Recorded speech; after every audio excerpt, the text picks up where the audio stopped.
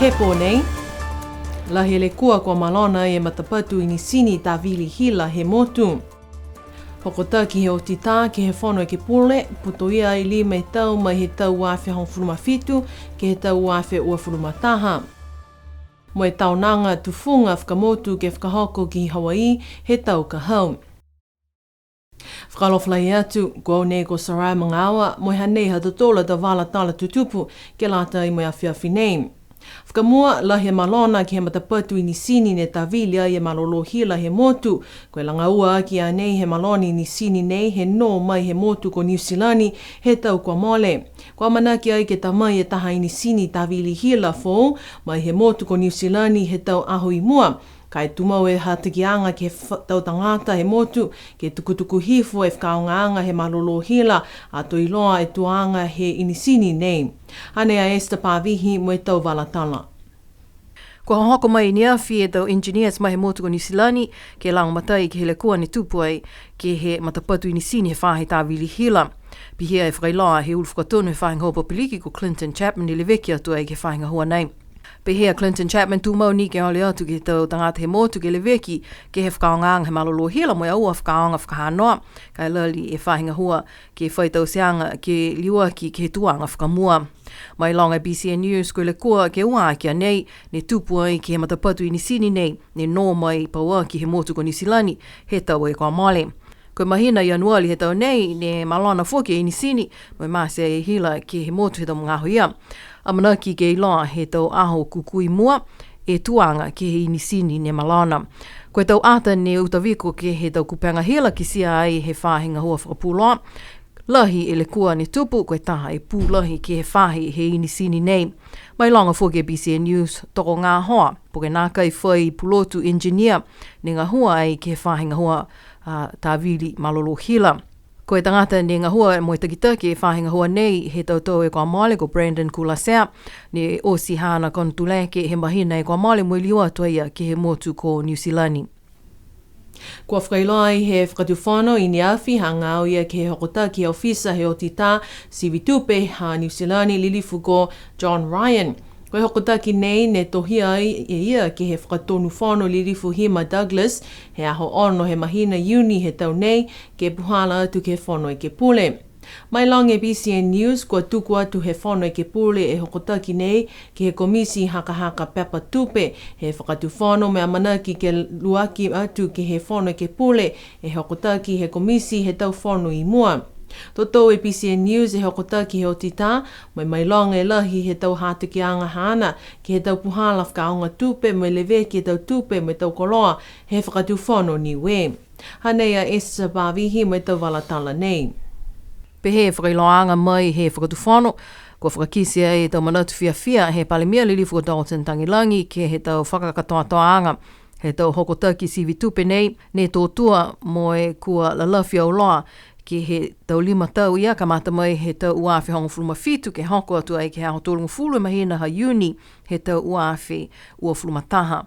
Tōlungu whulumawhitu e lau papa he hokotaki nei mai ia he o tita ha New Zealandi ko e lilifu ko John Ryan. Puhala atu hai hana tau manatu ke hātaki ke he whakatuwhano, ke muitua ke he tau puhala kua tonu, mai muitua ke he tau mata whakatuwhano tunga e tohi whakawe. Mai longa e tuanga ke he tau pepa tupe mai he tau uawhi hongwhulumawhitu ke he uawhi ua whulumataha ko e hongwhulumalima poini tolu e miliona tau tāla ne kua kuai. Kua whakakese whoki he o tita ko e tūmau ngaia ni e whakatuwhano ke e whakaonga e tau tupe lang matai mai he tau matakau I whafo tau donor funds ia ke e tutongi ki e tau ngahua he whakatuwhano. Ko mena ia ki he tau uawhi hongwhulumawhitu ke he uawhi ua whulumataha ko ki sia ai lahi e tupe ni ku mai he tau donor funds ia ko e hiva poini 5 e miliona tāla. Hātaki ai e o tita ka tūmau e tau puhalanga hua pehe nei he whakatuwhano Niue tō hoko e taha mga aho I mua, tō kumi mai e tau donor funds nei ke liu ke tō tongi he whakatuwhano Niue. Longa foki e tau hātakianga he o tita ke muitua ke he tohi whakawe, hākua ki sia ki ai nā kai la hiki ia e tau puhalanga hua he whakatuwhano, tunga ke he whakaongaanga he tau tupe kai nā kai talia ki ai e whano e ke pole koe over expenditure a ia. Kua hātaki o tita ke he whakatuwhono ke hiki tau puhala ngā hua nei, mo ia ua liliu ke holia e tau mata whakatuwhono tunga e tuhi whakawe. Mai langa fōki ke hokotaki nei e tuanga he tau koloa he whakatuwhono, koe ono fuluma fitu puini ono e miliona tā la he value he tau koloa he whakatuwhono. Kai ki sia ki he tau manatu he o tita nā kai whai whakatokaanga paua ki he whakatuwhono Niue, ke lata ia mo tau puhala maua mo i whakafua he tau koloa he whakatuwhono. Kua nā kai ki sia e tonu ke he tau puhala ke utakehe e tau koloa he whakatuwhono ka nā kai manako ki ai. Liu ni e o tita ke whakamanatu ke whakatuwhono ke whakamalolo ke oko e tau tuku hau, ha koe taha nia puhala mahuinga nei ke maua tupe ai e whakatuwhono Niue, kai mai longa ki ai nā kai malolo e whahi nei. Koe whakakisi fōki he hana a tau manatu mo e pulanga atu, ha koe ngā hoa e tau pulotu, koe lata mo e tau tangata ngā hua, e kua haha ia e tau pulotu ke he whahi tāna ki tupe, ke mai ki ke muitua ke he tau mata whakatuwhono mo i muitua, ke he tau hata kianga mai he tau hokotaki, he tau e i tua. Talia he whakatuwhono e tau pulanga mo e hokotaki nei he o tita, mo e whakailoa fōki e tau whiwhilianga he whakatuwhono ke whakafō e tau puhala tau singa hua. Talahau fōki whakatuwhono kua whai tangata fōu, kua tamai ki ngā hua ke whahi tāna ki tupe tau mga nei, ke mai ki ai ke muitua ke tau puhala ngā hua, kua lata. A manaki e mtakau whakapūloa ke e whalawhala atu fōki e tau walatala i mua, hangawia ke hokotaki nei he o tita. Ko e tau huhu fōki ni kua tuku atu ai ke he ikipule he tupe, Lilifu ko Crosley tātui, si pia fōki mo ke he tau huhu ke he tuhi kupulahi whakatuwhono, ko peleni tālangi, ke iloa, ko e whiha e katoa he tau tupe, ne whakamale ke tutungia ki e ofisa he o titaha New Zealand, mo e matakau Deloitte, ke maua ai e hokotaki mahuinga nei. Kua mātuta ke tau ngahua he mtakau China Railway First Group, ke whakafo e tau puhala tū ke maanga ko hakupu. Ke hao lotu he whahitap kua mole kua mea ke lau tolu, ke tau se prime coating ke puhala kai kua whakamau ki he whahitapu nei, ha kua lahi e toe uha. Hane e whalu e tau walatala ia. Koe aho lotu he whahitap kua mole ne kamata i ke tuku whakamua e taha wala, mai manaki ke tuku e asphalt ki lunga he prime coat he aho toloto kua mole, kai kua hiki tuai ha kua lahi e uha. Kai mai long e tau whakailoanga he whahingahua infrastructure, ke kamata e tau whakahaloanga ke tuku e asphalt ke puhala tū, to whai mga aho kana kai whakatai tom toka ke he tau wala ia he puhala tū. Kua lata fōki ke whakaholo whakainene ke na kai mole ua fulu kilomita he tula. Mai long e BCN News, koe whakatali ni he mga honei ke mao e uha, tō liliua tō lautolu ke mātuta ke tau ngahua kamata mai he maanga, ko hakupu hifo halatonga ki awasele. Ki hea whiawhi whaleili he whahitap kua mole ne whakahokua i a tā whakaholoanga mahuinga he National Geographic Pristine Seas moe Niue Ocean Wide Project ua whehongwhuluma ono ke ua whewhuluma tolu ke he whale taliwhenonga Sinek Matavain. Koe whakaholoanga nei ke whakakise halo tola tau kumikumianga mo tau matanga hua mai he tau whahitap kua mole ki Niue ke he tau uluulu tofia me moana he motu mua atu ke he tau uluulu ko Antiope mo Bevalisi. Hane e tau walatala ia. Tokolong e tau tangata kua kau whakalataha atu ke he whakaholoanga nei, kua mea kei whalo tau tukitaki mai he Pristine Seas ke he whakamatala. Pehe mai takitaki he mtakau ngahua he National Geographic ko Dan Myers, na kai whai motu he larolangi ne kua whakatatai atu ke Niue. Tola he mahui ngai motu ha koe tau tangata kua lahi whiawhia mai whekapisinga aki. Kua whakatutala BCN News mai takitaki he tau mtanga hua he mtakau Pristine Seas, he tau whahitap kua mole, ko Ryan Jenkinson. Mai pehe mai ia lahi e whiawhia mai whakau e hana ke Niue, mo lau tolu e tau tangata Niue ne watu mo lau tolu ke tau se tau kumikumianga nei ki Antiope mo Bevalisi. Nā kai hokosia halau tolu tau ngahua nei, ka nā kai ngahua mai tau tangata Niue. Ke he whakamatalanga hi ki pule he potanga ngahua tau tufunga sia, Lilifu mana inu, e whakailoi ia kua talia mo e whakamoli he kapeneta, mo e whakatuwhono e matanga hua he Niue Ocean Wide, koe tau Ocean Conservation Credits, ke lang mataia ke Now Trust Fund.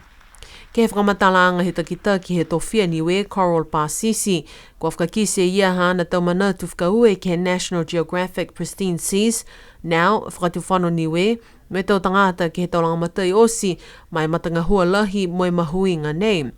Amanaki a ia ke tumau e tau ngahua nei mai atu hau tupu hake, ne kua kisia fōki he whakalataha atu he po ia.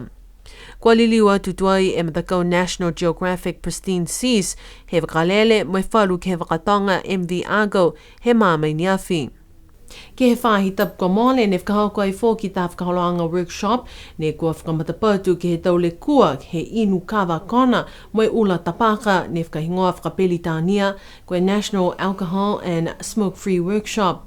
La he mahuinga e tau whakatutalaanga kua longona ke tau aho tuloto mai whalaili kua mole ne whakahoko ai e whakaholoanga nei. Ko ia ne takitaki e tau whakaholoanga nei koe a kuako ko Reverend John Talangi. Ko e kakano uho he whakaholoanga nei ke whakaako mai whakailoa atu ke tau tangata, mua atu ke tau fuata e te kumkumianga kua kisia e te kolunga e masmas ke lea mai le kua, mai na kaimitaki e tau kisianga ka inu ka wakona mai ula tapaka. Whalua tau whakamatalanga ne ko kisia he tau whakaholoanga nei, mai he whahinga hua malolo sino, fuafua matangi, whahinga hua leo leo, whahi le kua tupu whakaofo mai takitaki he Niue Youth. Nā kai tokolong e tau tangata ne whakalataha atu ke tau whakaholoanga nei. Kua whakailoa i he whahinga hua taonga Niue he whahi tapu nei, e a manakianga ke taha e mtakau ha Niue, ke watu ke taonanga tufunga whakamotu, kua manaki ke whakahoko ke motu ko Hawaii, he mahina ha uni he tau ka home. Koe taonanga nei ne nā kai whakahoko ai he tau kua mole, ha koe ngangao ko visi hongfuru mahiva. Hanei a Esther Pāvihi mai tau walatala ia. Kua hawhangi atu ke he hatangata ne kua manako ke putoia, ke he matakau tufunga ha Niue ke watu ai ke taonanga tufunga whakamotu, ke hongofulu matolo aki he Pasifika, no kua mana ke whakahonku ke he motu ko Hawaii, he mahina ha uni ka mātai he hao ono ke he hao uafulu mawha he mahina uni he tau ka hau. Kua manako ai a lautolu ke he tau tangata ne kua maenke ke whakatātā e tau tāleni pu e tau tufunga ke he tau kōli me tau lolongo, tau ki whanga moui, tau lolongo au loa whakamatakau, tau lahau tāla, tau whakatangitangi leo kowe mo lolongo, tau tufunga tui, tau tāla mo e putoia whoki ke he wangahau Niue, tau tangata tā whakasino, tau lautolu ne tau se manakai po ki ata, tala talai, mo e tau tufunga fulufulu ala he tau sino, pihia mo e tau lalanga. Mo lau tōlu whoki ne mahifia i ke he tau puhala tālanga ki whanga. Ka manako ke watu ke taonanga mahuinga nei, kua lata i amtōlu ke tuku atu amtōlu a tau hingoa ke whakamau ai ke whahinga hua taonga Niue. Kua whakailoa mai he matakau pulenga hua he motu whahi tapu kua mole, kua whaipunga hua alo tōru kua hawhangi mai tau tangata, kua manako ke ngā hua ke he kotofaanga, kua taha he tau komisina he matakau. Kua wina atu ke alo tōru ne kua manako mai kua lata tōnu me punga hua nei, ke tuku hamutola tau tohi ole ke matakau pulenga hua. Kua whiwhileanga he matakau pulenga hua langoia ke he whono i ki pule. Mai longa ai BCN News ko e punga hua a tā nei he matakau pulinga hua, ha kua whakaosi ngā hua he komisina ko Victoria Pusimani Kalauni he mahina ha uni he tau nei. Ko e tokotolu e tangata ke eke mō tau komisina ke he matakau pulinga hua. Ko e mga nei ne takitaki ai he komisina Aida Tālangi he kesi, ngā hua mo komisina ko Gerard he kau. Ko manako e matakau pulinga hua ke maua e tau tuhi oli, he tau tangata he motu ne ko manako ke eke mō taha. He tau komisina. Tō pā mo whakaosi e tau tuhi ole hea ho whitu he mahina nei hao koso. Mai longa i BCN News kua manaki ai ke whai whiwhilianga mo e whakamolianga e whono iki pule ke komisina fōu he matahiku he mahina nei.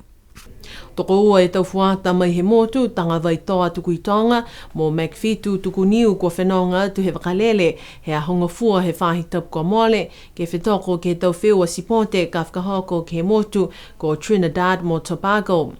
Mai longa i BCN News, kua tuku whenonga mtakau nei, mai New Zealand si kua hohoko atu tuai ki Los Angeles, i Amerika he mga ho nei. Toko whae tau fuata, mai mtakau ha Niue. Koe whiua nei, ne whakahingoa koe Commonwealth Youth Games ke whituaki, ne kua manaki ke whakahoko he aho whā ke he aho hongfurumataha he mahina nei ha au kuso. Mai he tau whakailoanga he taha he tau mamatua he mtakau, ko Carol Edwards ne tohia hake ke he whawhonga pepa, la he ngā hua he tau fuata he whahi tapu kua mole, ke he maanga ha Papakura i New Zealand, pese ni he na kaimitaki la he tau matangi.